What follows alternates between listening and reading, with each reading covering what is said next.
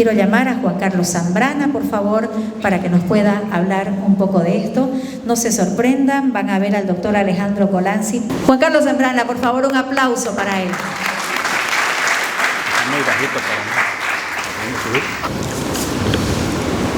Si vamos a hablar de lo que significó la Granja de Espejos para nuestra sociedad, pues abróchense los cinturones porque viene turbulencia. 15 años tenía Fabiano Ramallo cuando encontró la muerte a manos de la policía boliviana que estaba supuesta a protegerlo en la Granja de Espejos.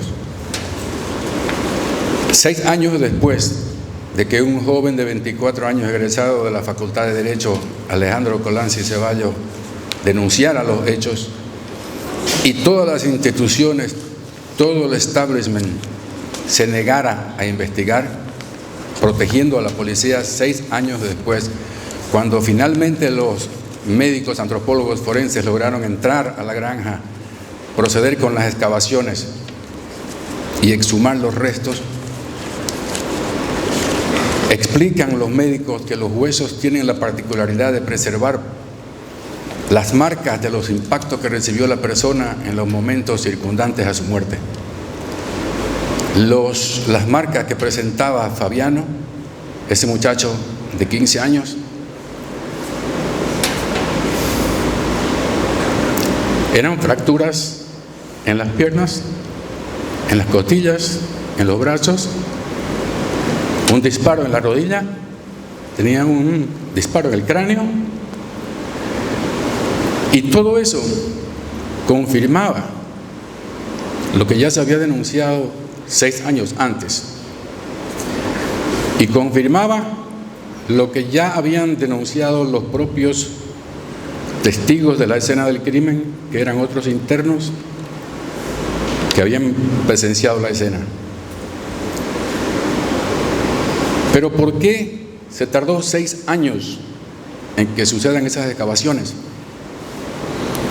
¿Por qué lo hizo la policía en primer lugar? ¿Por qué lo permitió la justicia? ¿Por qué las autoridades civiles, políticas, militares y de todo tipo lo permitieron? Lo encubrieron por 6 años, atacando a Alejandro de enemigo de Santa Cruz, enemigo de la bolivianidad, enemigo de la institucionalidad comunista y todo lo que valiera para impedir la excavación, para impedir que se compruebe. ¿Por qué? Para entender esto, vamos a usar las palabras célebres de un escritor famoso, Eduardo Galeano, que nos dijo: nos mean y dicen que llueve. En el lenguaje de los cruceños podríamos ponerlo más claro y decir: nos han estado orinando toda la vida y nos convencen encima de que es lluvia. ¿Pero quiénes? ¿Quiénes nos convencen? Pues los miembros del establishment, los miembros que defienden el statu quo, el orden establecido. No son privativos de Santa Cruz de los años 80 cuando sucedió eso, sino que han sucedido siempre. Son los mismos en todas las civilizaciones, son los que actúan en defensa de las armas, en defensa del dinero, en defensa de las religiones, en defensa de la libertad de expresión, que ninguno en realidad hace lo que realmente hace lo que dicen, ¿no? Por ejemplo, en Bolivia no producimos armas, los ciudadanos no tenemos los derechos de tener armas, estamos indefensos en ese sentido.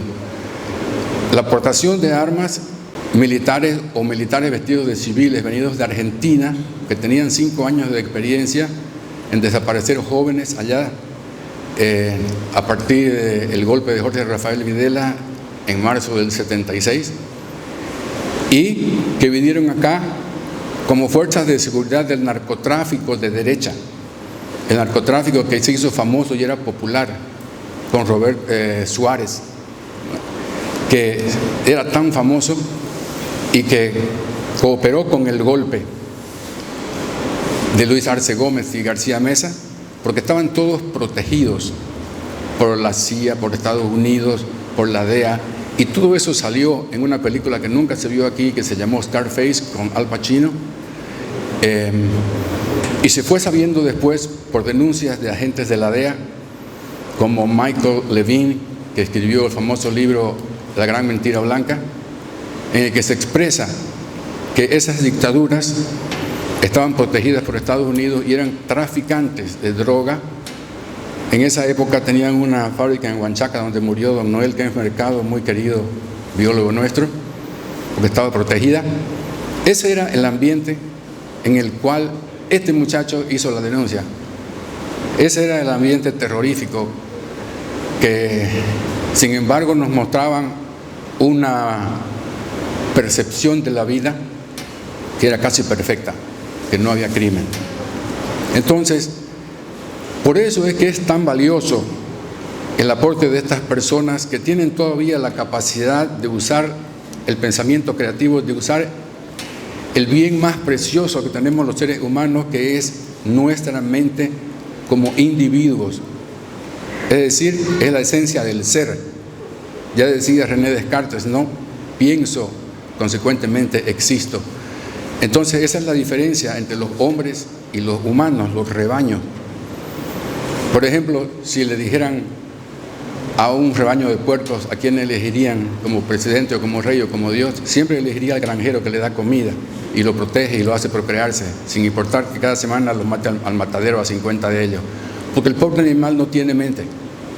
En eso nos quieren convertir los 4 poderes fácticos que le acabo de mencionar. El último es la prensa, que lo que hace es convertir en opinión el discurso, la narrativa de esos grupos de poder, de esos poderes fácticos que son más grandes que los poderes constitucionales y más poderosos.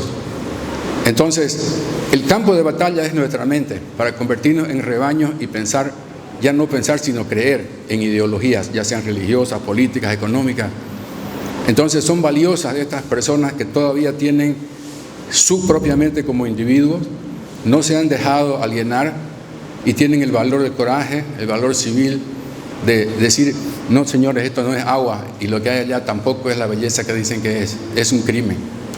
Entonces, ¿por qué les digo esto? Porque el motivo por el cual estos poderes fácticos hacen eso es para redireccionar la atención de la población civil hacia otro lugar y no hacia la criminalidad no convencional, que es la que emana del poder y es la de ellos.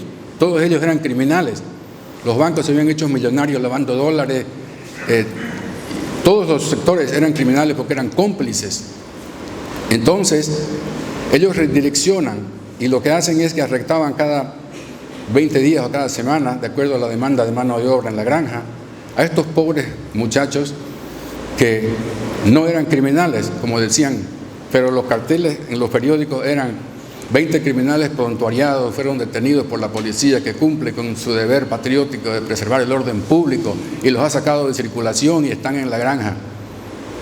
Se habían escogido al sector más vulnerable de la población, aquellos muchachos que no tenían el color de piel adecuado, no eran blancos, no tenían la clase social, no eran de la gente bien, no tenían dinero, no tenían educación que les permita defenderse, no tenían parientes influentes, no tenían protección del Estado, no tenían absolutamente nada, pero tampoco eran criminales. Eran albañiles, eran mecánicos, eran gente pobre que vivía en la marginalidad porque no había un espacio social para ellos, por lo general mestizos e indígenas, que vivían durante el día ganándose la vida en la ciudad y viviendo en las calles o durmiendo en los alrededores de la ciudad.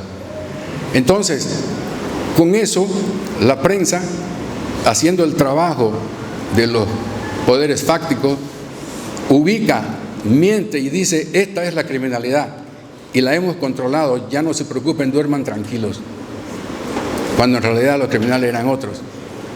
Entonces, ese es el valor de esta clase de trabajo y por eso es importante de que entendamos que la lucha por la consecución de sociedades más justas pasa siempre por preservar nuestra mente limpia para analizar el presente sin ideologías, por el coraje de decir, no señor, esto no es agua, nos están mintiendo, de denunciarlo y de seguir hasta que se comprueben los hechos.